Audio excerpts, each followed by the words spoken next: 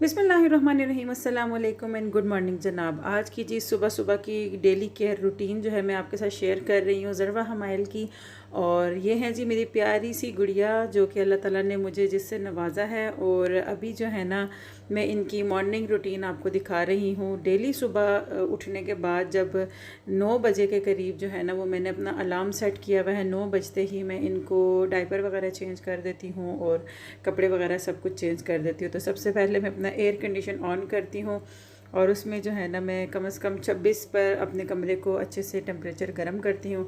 उसके बाद इनका सबसे पहला काम इनका डायपर चेंज करने का होता है। तो डायपर चेंज करने के दौरान मैं यहाँ पर वाइप्स का इस्तेमाल नहीं करती हूँ। इनकी बास्केट के अंदर जब भी मेरे छोटा बेबी होता है उसकी बास्केट के अंदर एक छोटा सा कप रखा हुआ होता है मैंने, जिसके अंदर मैं थोड़ा सा फ्रेश गर्म पानी लेकर उसके साथ बच्चे को कॉटन के साथ अच्छी तरह साफ़ करती हूँ। मेरे बेड की साइड टेबल में मैं इंशाल्लाह आपको दिखाऊंगी कि मैंने किस तरह से ऑर्गेनाइज़ किया हुआ होता है। और मैंने वहाँ पर जो है ना एक कॉटन का छोटा रोल रखा होता है, वहीं पर छोटे छोटे शॉपर मंगवा के रख लेती हूँ। जैसे ही बच्चे की डायपर चेंज करने का टाइम है, एक शॉपर निकाला, उसमें गंदा डायपर डाला, ऊपर से जो भी कॉटन वगैरह गंदी होती है वो डाल के मैं उसको पैक करके फेंक देती हूँ। और इसी तरह पानी जो साफ़ सुथरा पानी लेके कॉटन के साथ उसके साथ में बच्चे का फेस अच्छी तरह साफ़ कर देती हूँ डेली। इस तरह ये होता है कि बच्चा बहुत ज़्यादा फ्रेश फील करता है, खुश हो जाता है। और जब बच्चा खुश होता है तो बच्चा फिर सुकून से सोता भी है। सारी सफाई सुथराई के बाद पैम्पर बांधने से पहले मैं अच्छे तरीके से इनकी सारा मसाज करती हूँ। जिस एरिया में पैम्पर लगा हुआ होता है सबसे पहले उस एरिया का सारा मसाज करके फिर उसके बाद इनकी थोड़ा सा लोशन के साथ मसाज करती हूँ। और फिर लास्ट पे इनको नैपी रैश जो इनकी क्रीम है नेक्स्टन की मैंने लेके रखी हुई है, वो वाली नैपी क्रीम या कोई भी नैपी क्रीम या वैसलीन वगैरह लगा के पैम्पर बांध देती हूँ। सम टाइम ऐसा होता है कि बच्चा बहुत रो रहा होता है, इरिटेट हो रहा होता है, लेकिन हमें समझ नहीं आ रही होती क्या हो रहा होता है। मेरे साथ भी ऐसा एक बार पहले अबीर के टाइम पे हो चुका है। तो अब मैं बहुत केयर करती हूँ। जब भी बच्चे को पैम्पर लगाती हूँ तो यहाँ पर जो मैजिक होती है ना, इसकी साइड पर जो टेप जहाँ से स्टार्ट हो रही होती है वहाँ पर कॉर्नर जो है वो एक कॉर्नर पेट की तरफ और एक जो है वो नीचे की तरफ निकला हुआ होता है। तो फिर मैं ना उसको अंदर पैम्पर के अंदर की तरफ फोल्ड कर देती हूँ, जिससे ये होता है कि ये बिल्कुल रिलैक्स हो जाती हैं। उसके बाद जी इनके एम्ब्लिकल कॉर्ड की सफाई करती हूँ। तो स्पिरिट लेके कॉटन के साथ इनके एम्ब्लिकल कॉर्ड को अच्छे तरीके से साफ़ करती हूँ। और ये देसी घी है जनाब, इसके अंदर मैंने प्याज को जलाकर ये डब्बी में लेके रखा हुआ है। और सर्दियां हैं इस वजह से ये जमा हुआ क्रीम की तरह नज़र आता है। एम्ब्लिकल कॉर्ड के ऊपर ये लगाती हूँ। शुरू में मैंने लेट कर दिया था, 2 दिन नहीं बनाया, तो इनकी एम्ब्लिकल कॉर्ड बिल्कुल ड्राई नहीं हो रही थी। इससे ये होता है कि एम्ब्लिकल कॉर्ड बहुत जल्दी ड्राई हो जाती है अगर स्पिरिट लगा के ऊपर से प्याज जला हुआ देसी घी लगाएं तो। अब जैसे ही पजामा पहनाने लगती हूँ तो इस तरह से अच्छे से टेप को जो है ना वो अंदर फोल्ड करके फिर पजामा पहनाती हूँ। और पजामा जो है ना वो पेट के ऊपर तक नहीं लेके जाती, बल्कि उसको पैम्पर तक रखती हूँ ताकि इनके पेट पर किसी तरह से भी वो चुभे नहीं। और फिर सॉक्स वगैरह पहना देती हूँ। उसके बाद जी यहाँ पर पहले जो है ना वो इनकी हाईनेक वगैरह निकालती हूँ, लेकिन सारे कपड़े एक साथ नहीं उतारती, इससे बच्चे को ठंड लगने का ख़तरा होता है। नीचे से पजामे वगैरह से अच्छी तरह इनके कवर कर देने के बाद फिर इस तरह से सीने की मालिश करना शुरू करती हूँ। सबसे पहले सिर्फ फ्रंट की मालिश करती हूँ बहुत आराम आराम से। और ये जो बच्चों के चेस्ट वाला एरिया होता है इसको बहुत ही केयरफुली मसाज करना होता है, बिल्कुल इसकी गिल्टी वगैरह को दबाना नहीं होता। और इसी तरह से जो इनका पेट का एरिया होता है इसको बहुत ही केयरफुली हल्के हल्के हाथ से इनको मसाज करना होता है। अगर ज़्यादा दबा दें तो भी बच्चों को गैस्ट्रिक प्रॉब्लम हो जाता है, और अगर बिल्कुल ही बच्चे को उसके हाल पर छोड़ दें तो भी बच्चे को गैस्ट्रिक प्रॉब्लम बहुत ज़्यादा तंग करता है। तो पहले इस तरह से इनके फ्रंट से शोल्डर, गर्दन और पेट वगैरह सारा कुछ मसाज कर सीना मल लेने के बाद बहुत ही आराम से इनको इस तरह से उल्टा लिटा देती हूँ। और उसके बाद ना आराम आराम से इनके कमर के एरिया की सारी मसाज करती हूँ। कंधों का बहुत अच्छे तरीके से मसाज करती हूँ ताकि इनके पट्टे अच्छे से मज़बूत हो जाएं। और फिर ना थोड़ा सा पैम्पर को नीचे की तरफ हटा के इस एरिया का भी अच्छे से मसाज करती हूँ। वरना अगर और पैम्पर जो है ना वो बहुत हल्का बांधते हैं बच्चों को, अगर थोड़ा सा भी कस के बांधे ना तो बच्चों का ये एरिया जो है ना ये दब दब के छोटा रह जाता है, जबकि ऊपर से और नीचे से बच्चे बड़े हो जाते हैं। कमर और सीने का मसाज होते साथ ही इनकी बनियान वगैरह अगर चेंज करनी हो तो बनियान चेंज कर देती हूँ। फिर उसके बाद पहले एक बाजू निकालती हूँ, उस बाजू को अच्छे तरीके से मसाज करती हूँ। पहले शोल्डर से एल्बो, क्योंकि बच्चे ने बाजू फोल्ड की होती है तो उसको सीधा खींचने की कोशिश नहीं करते, बल्कि शोल्डर से एल्बो तक पहले मसाज, फिर उसके बाद एल्बो से रिस्ट तक, और फिर रिस्ट के बाद फिर हल्के हल्के हाथ के अंदर की हथेलियाँ, उंगलियों का सेंटर और अच्छे से उंगलियों के टिप्स तक जो है ना वो सारा मसाज करती हूँ, और बगल को भी बहुत ही अच्छे तरीके से मसाज करती हूँ।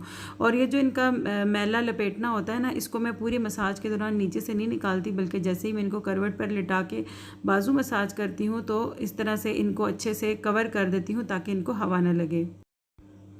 इसके बाद जी जब सारा मसाज हो गया तो पहले कपड़े पहना लेती हूँ। नीचे मैंने एक बहुत नरम सी बनियान पहनाई हुई होती है सर्दियों में, उसके ऊपर एक बग़ैर बाजुओं वाली स्लीवलेस बनियान होती है, जिससे बच्चे का सीना जो है बहुत अच्छे से गर्म हो जाता है। उसके बाद जो है ना हाई नेक होता है। तो पहले इन्होंने स्किन हाई नेक पहना हुआ था, अब मैंने इनका हाई नेक चेंज करके इनको वाइट हाई नेक पहना दिया है। और आज मैंने इनके लिए निकाला है बहुत ही प्यारा सा फ्लीस का रोम्पर, और अभी मैं इनको वही पहना रही हूँ।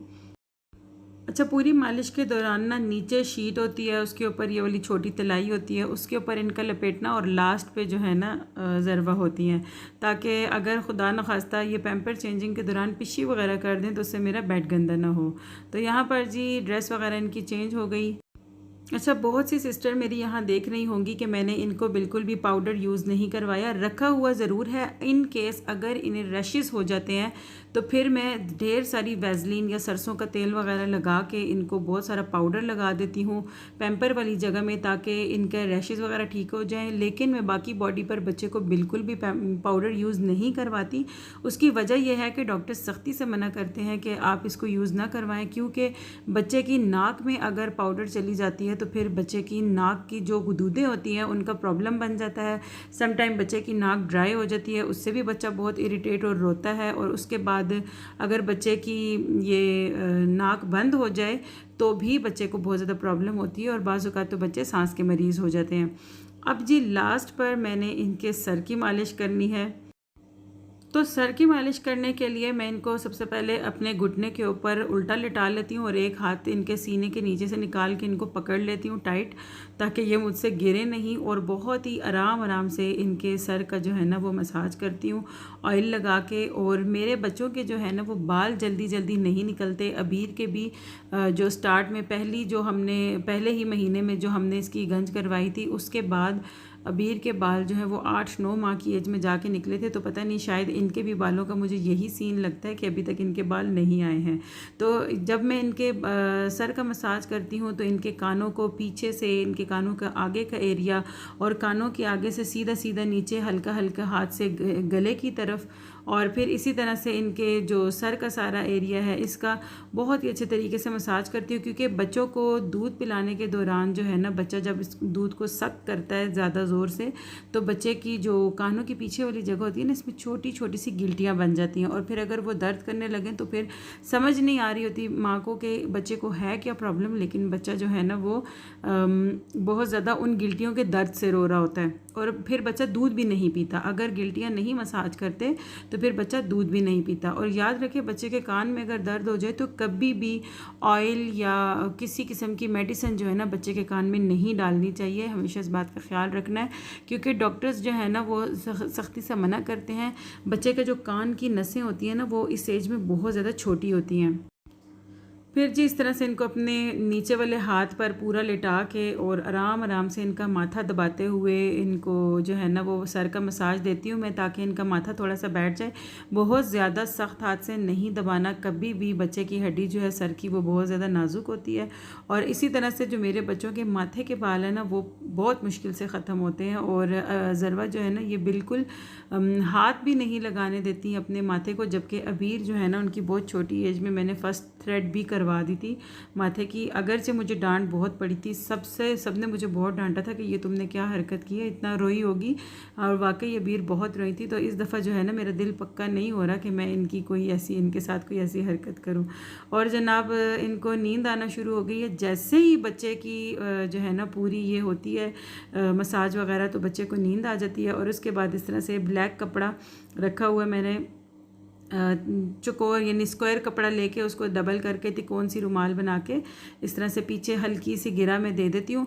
वैसे तो सब मुझे कहते हैं कि ज़रा टाइट गिरा दिया करो ताकि इनका माथा बैठ जाए, लेकिन मुझे टाइट गिरा देते हुए डर लगता है, क्योंकि वही बात है कि डॉक्टर्स कहते हैं कि बच्चे की सर की हड्डी कमज़ोर होती है, अगर आप इसको ज़्यादा ज़ोर से बांधेंगे तो दिमाग की नशोनुमा भी रुक सकती है। अब हमायल बहुत ज़्यादा थक गई हैं और इन्हें नींद भी बहुत ज़्यादा आ रही है, और अबीर भी आ गई हैं, कह रही हैं कि जी मुझे दे दें, मैंने इन्हें गोद में लेना। और मैं अबीर से कह रही हूँ कि रुक जाओ, मुझे इसे कम्प्लीटली रेडी तो करने दो। लेकिन अबीर को जो है ना वो समझाना बहुत मुश्किल काम है। मम्मा मुझे भी दिखाए ना रुमाल, दिखाए दिखाए ना। ज़रवा प्यारी हो गई बहुत। ओ ये भालू बन गई, भालू बन गई तुम।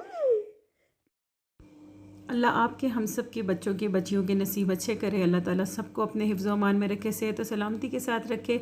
अपने बच्चों का, अपने प्यारों का, अपने बुज़ुर्गों का बहुत सा ख्याल रखिए। मिलते हैं नेक्स्ट वीडियो में, तब तक के लिए अल्लाह हाफिज़।